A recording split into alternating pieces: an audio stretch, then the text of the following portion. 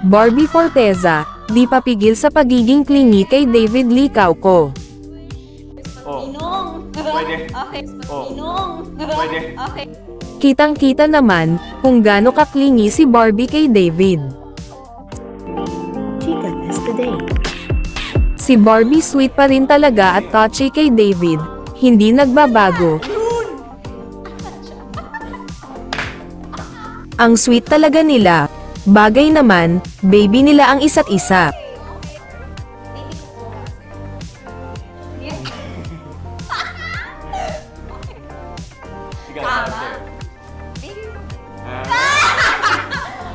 Kapag nagkasama talaga sina Barbie at David, hindi nauubusan ng kilig, yung mga simpleng harutan nila, na sila rin naman ang kinikilig. Bakit?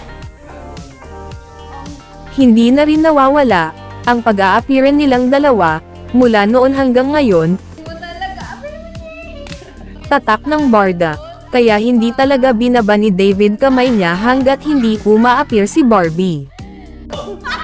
Kaya ito na yun. Sorry. Kaya ito na. Mapapansin mo rin na kapag magkasama silang dalawa, hindi alintana ang mga kasama, abala sila sa paghaharutan. Content.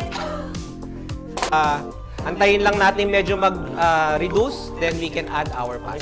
Parang may sarili silang mundo, ang kulit, puro harutan na lang, nag-e-explain si Chef hindi sila nakikinig, naiilang yung guest at napapangiti na lang si Chef.